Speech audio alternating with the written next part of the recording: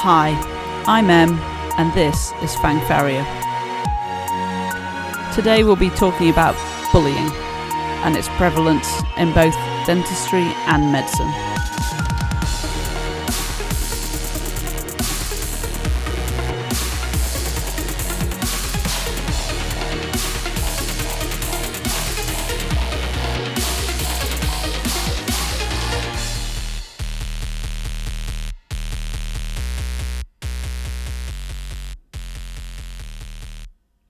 Sticks and stones will break my bones, but words will never hurt me.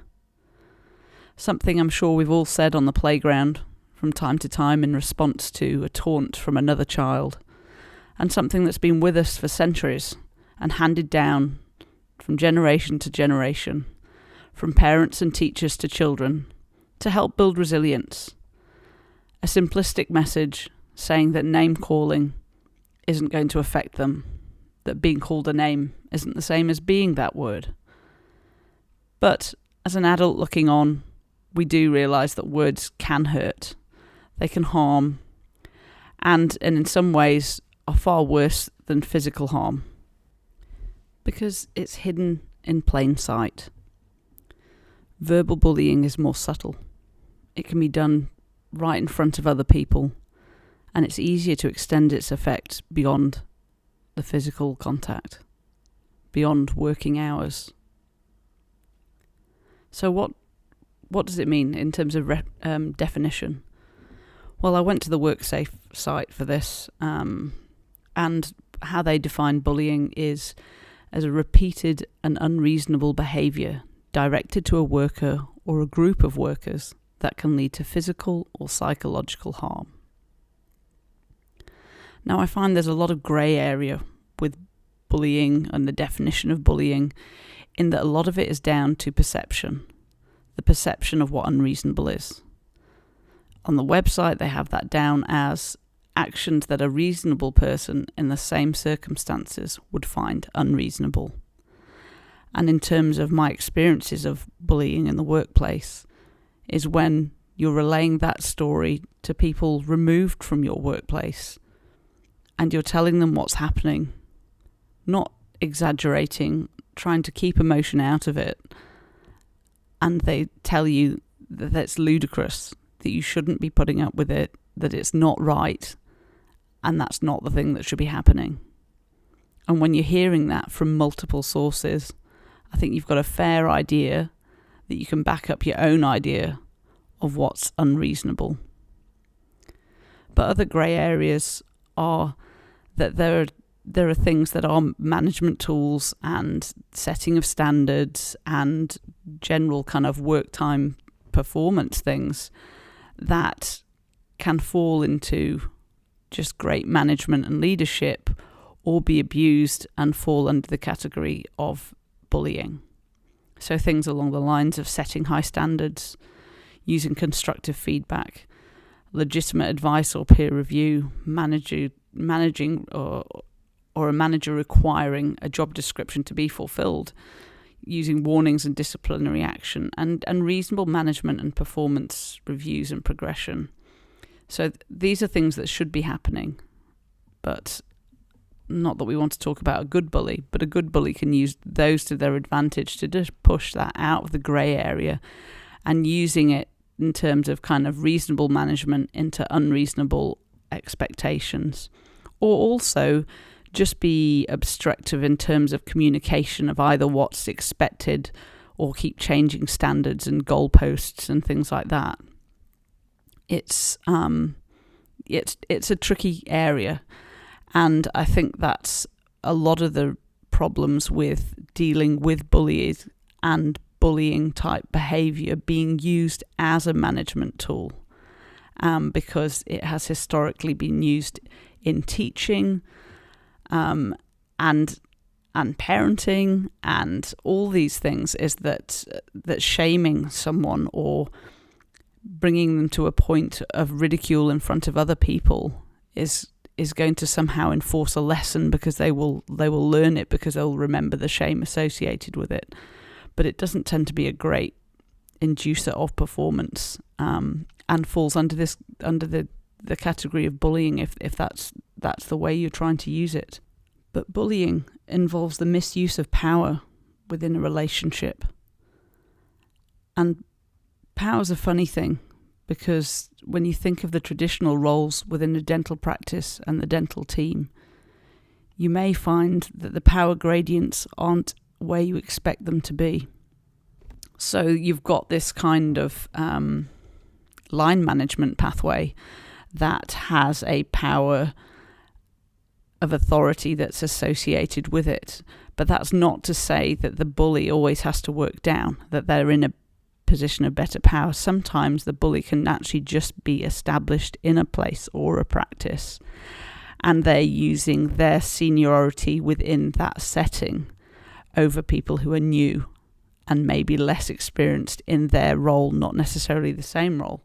So that might be young dentists being bullied by a practice manager, or being bullied by a senior nurse or hygienist. It might be hygienists being bullied by a forthright DA. It might be receptionists being bullied by a DA or a cleaner, or there isn't necessarily a gradient it has to work along. It's more in the assertion of the bully themselves. And I've worked in enough workplaces where I've seen it work on all these gradients. Things that if you were to explain to someone outside of our line, you would think, how can a practice manager be bullying a dentist? But a young dentist that's straight out of dental school hasn't been taught a lot in terms of how to work within a practice, how to work with a dental assistant, how to work within a team. And this is kind of a failing of our training. And I'm reluctant to say it's a failing of dental school, because there is so much to cram into all that time. But being taught the theory, the practical, the doing it on your own still needs following up with how do you work with a DA, how do you work with a practice manager, how do you work with a hygienist, how do you make the whole unit tick along as one, as a team. And this is something we're not taught. We're just thrown in the deep end and expected to start to swim. And some dentists will do great at this, and some will be absolutely abysmal, and some will drown. I've followed into practice young dentists who haven't coped and have left. And it's been sad to see, and I've felt the pressure coming in as a new dentist that sometimes hasn't been that senior to the one that's been in previously, but they try the same power shift, and they're testing the waters to see whether they can treat you and dominate you the same way they had the previous dentist. And it's in those initial days and weeks that you almost have to kind of stand your ground and set your boundaries, because if you don't do it at the beginning, it's really hard to establish itself. So, but other gradients I've seen young, feisty dental nurses who have bullied their dentist into how they're going to work or how they're going to run their surgery. I've seen and it doesn't, I think there's a big association with the bully has to be a person. There has to be a bully that makes you think of that stereotypical person. And I've got several that spring to mind because I do come across them, who, whilst the environment around them supports them, are kind of an independent entity in their own right. Someone that won't change, that's the way they do things, or they either don't realise the impact they have or don't care, because they think that they have to be the bad guy, that they have to be the person in the place to do that, because that's what's needed to get things done. And that loops back round to this idea of teaching and managing and using bullying and shame as tools in that toolkit to get what you want. And really, we should be at a point where we recognise that those aren't effective, and we lose good people through poor management along those lines. But as I say, I tend to find that regardless of the power gradient and which way round the bullying is going, is that the bully is often established in the practice, that they have made themselves valuable. that they have made themselves seem indispensable or difficult to get rid of, or that their value outweighs any kind of dispute further down the line, as it were.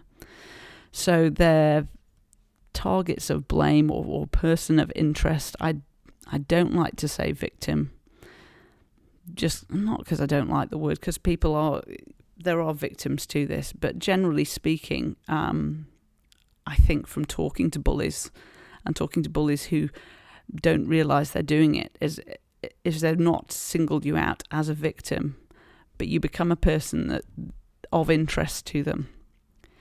And in testing that, they're almost kind of seeing where that power play will come in, because that's how they work. So it's normally with people who are new to the practice, normally to people who are either inexperienced or have some kind of vulnerability. So that, as I said, I've mentioned earlier, that might be someone new to dentistry, a new dentist, a new hygienist. It might be a receptionist that's not worked within the dental field before. It might be a nurse who's training up on the job, or a nurse that's coming back into nursing after a long period off, or coming from a different setting, like coming from hospital to private practice. And it's almost like they use that to widen that power balance, because they have the experience and the knowledge that this person needs to be able to fit in, settle in and assimilate, and that they will use it to their advantage. In terms of teaching and what I've seen in medicine, is that I find this never more evident than a ward round. Seeing a consultant take round with his registrars and his house officers and the nurses in tow as well, and using it to teach the youngest physician, which for me was a while in Max Fax. I was a senior house officer for a year. And as you're going around these things, it's kind of a dual purpose, or from my point of view, it seemed to be a dual purpose. The consultant is kind of putting on a show for the patient, which shows how much knowledge they have, how experienced they are, but also uses it as I'm going to teach the least experienced here by highlighting that knowledge gap and asking them things that they might not know, or things that when they come up short, I can top trump and come in and show my piece. And it felt very much like teaching by humiliation, and it's not intended that way, but that's been the structure of that kind of teaching for a long time. And I saw echoes of this in the military, and the military basic training has been criticised for bullying tactics many times before. And again, it's that, well, this is how we have to teach, to have to get people to learn, because at the end of the day, we're going to be in circumstances where we need things to happen automatically, and essentially they like to justify the traumatic way in which they're taught to kind of bring through what's going on. But you only have to watch, going back to the hospital side of it, so you only have to watch just about any medical drama that's on, because generally one of the writers will be a doctor. And ER is the one that springs to mind, is that you constantly saw bullying. You constantly saw bullying of junior doctors, of nurses, of other staff members, of this power imbalance and how it works. Not just because it makes for a great storyline for TV, but anyone that works in these things, they echo it and they see it and they see the impacts of it. And ER is one of my favourites, and I dip back into it every now and again, but I find it quite shocking, having been through what I've been through, to see it echoed week after week and day after day there. And it's not, whilst it's dramatized and people would think that's an exaggeration, there are things there that do happen every day in hospitals, and I couldn't bring myself to continue along that pathway because of the way it was taught, and I couldn't do that. I couldn't subject myself to another 9 years of teaching by humiliation and being in that kind of that environment. But yeah, as I say, sticks and stones. We do remember the verbal. We remember what it's like to be, and it's, let's say, the verbal's more subtle. It's more indirect. It's feeling like you're being set up to fail. Someone else taking credit for what you have done, being assigned blame that wasn't solely yours, or being assigned kind of a bigger portion of blame in things that have gone wrong, obstructing communication. So I would put this under selective storytelling on the point of the bully within the chain of communication, in that the bits that serve their story are passed on, but the bits that would serve yours and balance it out are not. The removal of responsibility, because almost like a chastised child is, well, no, you're not good enough for that. We'll take that away from you and someone else can do it. And maybe being assigned kind of more demeaning or belittling tasks in the meantime, but under the guise of, well, it's still kind of within your job description. But the other is changing goalposts and targets, hints and threats about job security or job promotion, carrot dangling. If you do this, there is this reward waiting at the end of it, but it's dependent upon my review of you and whether I'm happy with it. And that lack of role clarity, because it's very easy to say you didn't meet the goalposts, not necessarily because they were moved, but because you were never told what they are, or that you're not doing your job, but you've never actually had explained to you what it is that's expected of you. So it comes under that communication kind of side of it, and I'll come back to that as well. But the communication, perception, it's all linked in. And when you kind of look back at bullies and bullying instances and the history and the outline of them, that it's like some little game that's been played of not quite Chinese whispers, but it's never quite the full story. And if we just communicated properly, would we avoid most of these things? Probably.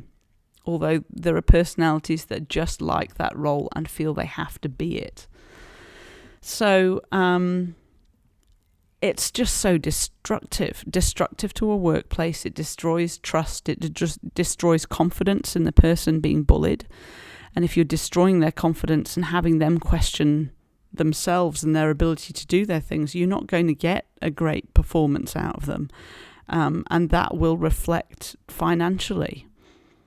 So it always seems like, oh, well, it's a bit like it's not quite the chicken and the egg, what came first, the worst performance or the bullying tactics, because what can happen if bullying has been happening for a while is that the things the person of interest has been accused of start to become true, because they've been told that that's what they are. They're second guessing what they're doing, and they're not working as efficiently. And suddenly all the things that have been talked about that were implied are suddenly now true. And you end up with a circumstance where it doesn't seem like bullying, it just seems like normal now disciplinary action. But the backstory is that there has been that persistent and repeated behaviour that has got the person to that place, that the communication hasn't been there the whole time, and that the line manager or the next person up has been shown the end result and not the journey. So what does anyone want that is being bullied? And anyone that has been bullied, it's actually a bully in the workplace can be a unifying thing in that everybody unites against them. Although anyone who's experienced this will realise that the bully has their own recruitment and tool kind of an on-siding going on with them. And again, it feels like a bit of a power struggle, and it comes back to this silly game, and it feels like we're back on the playground. But what does the person who's being bullied hope for? Because it's making them feel awful. They're now underperforming in their job. They're now taking it home, the stress and anxiety. It's now affecting them physically and mentally. And all they want is because they're talking to friends and family at home who are saying this is terrible and this is that, and making them feel kind of more unjust, is that they want this person to get their comeuppance, that there will be some kind of day of victory where they will be able to go, they were all wrong and this is it. But rarely have I seen that just when you think it's coming, that it won't. And I can't quite explain it other than someone that either knows they're bullying, will have their defense ready for when it's being accused of them, or that they don't see it as bullying but see it as part of the way that they should be doing their job, and will feel wronged that this accusation has come their way. But yeah, we just hope that they will be found out, that they might just leave or they might just go away. But the system is stacked. They have the power. And often that is the power, find their value to the practice, be that financially or structurally, or they don't, they've kind of made themselves an integral and valuable part that will be hard to replace. Also difficult to deal with and quite often prickly to get rid of. So it's, whilst you would say, and you will have friends kind of championing you from the sidelines going, oh, well, they just need to deal with this person and remove them properly because there's processes and warnings and they'll just go quietly. Well, it's been my experience that they don't. That it's a prickly push and there are costs to be made for that. But once they're gone, you can hopefully learn from your lessons, move on, recruit better, and minimize damage with the next one so it doesn't get to that stage. But it's that feeling that making a stand will backfire, that it will be temporary relief, that you will feel something is being done, but it will then go back to normal. And that, like the elephant that never forgets, they will come back at you with this instance and what went on before. That there will be some backlash after making a stand. And I have seen time and time again that quite often as the person at the other end of this is the newer person or the easier to replace person, is moved on or offered an alternative and moved away from the bully, and the bully stays. And for those that stay with them, we see this cycle repeat again and again. We see high staff turnover. And the same story not being fixed. And the surrounding staff getting disillusioned because they know they can't do anything about it. But it gets to a point where you do have to stand up for you or for someone else. And like I was saying, the ideal time for this is early on if it's transpiring when you first get there, and easier to do that if you are actually if the kind of that power balance is the wrong way round. So it's easier to stand up to a practice manager or a nurse or a hygienist as a dentist. It's easier to stand up to a nurse as a receptionist, practice manager or hygienist.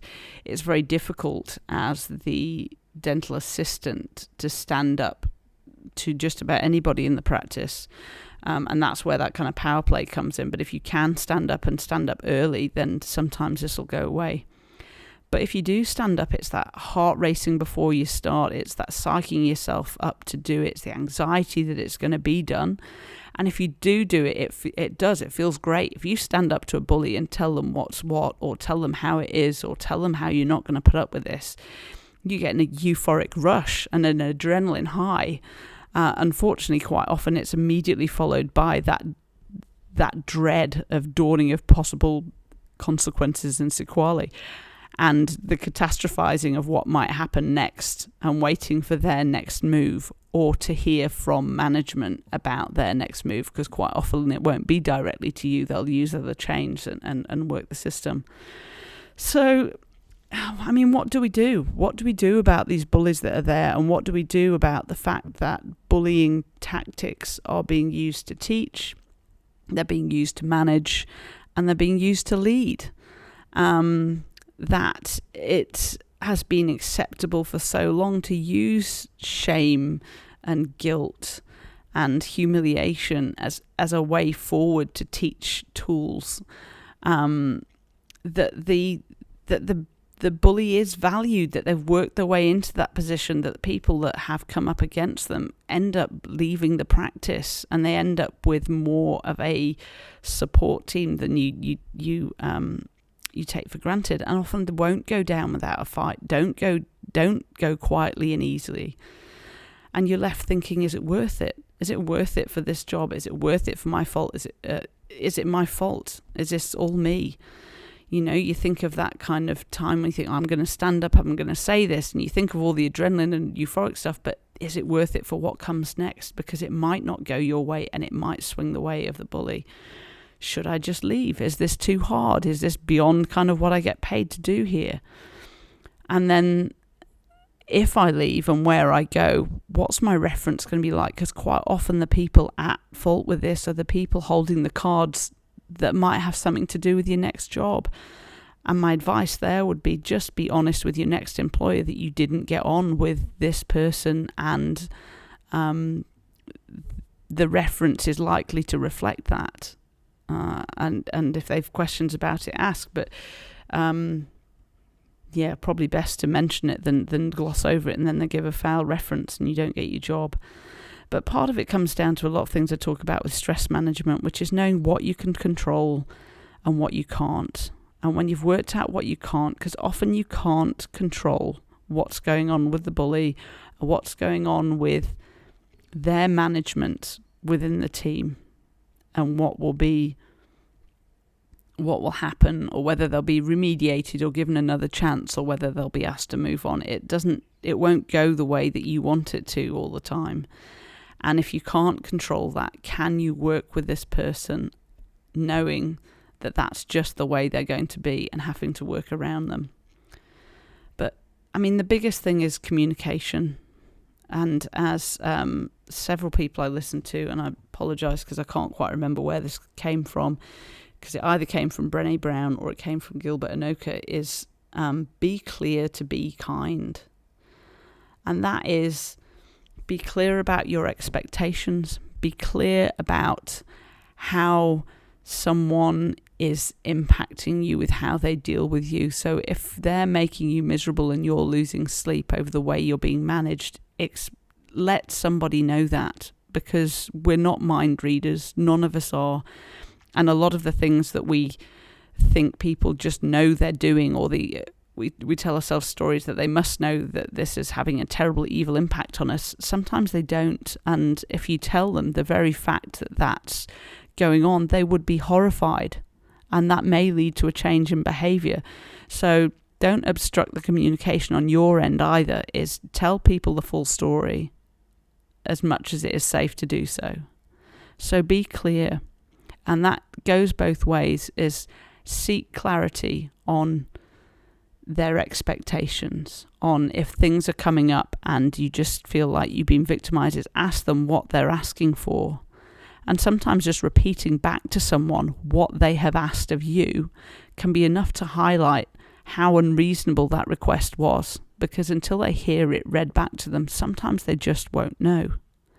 So be clear to be kind. So if you're someone who is in a management or a leadership position, be clear in your communication to your staff about what you expect from them, what's okay and what's not. If you are on the other end of it, is be clear about what you're experiencing and what the mismatches you feel between their expectations and what you feel you should be doing. And above all, be brave, because these are difficult things to confront. They are crucial conversations that need to happen. They need to happen early on, and they need to be there so that you can put in place your own boundaries. Because if you have your boundaries, you'll know what to take to people in terms of crossing them, and what might be the final boundary between staying or leaving a job. So look after each other. Look out for each other and talk to each other. Be brave. If you want to continue the conversation or join the conversation, I'm at Fang_Farrier on Twitter. Otherwise, catch you next time.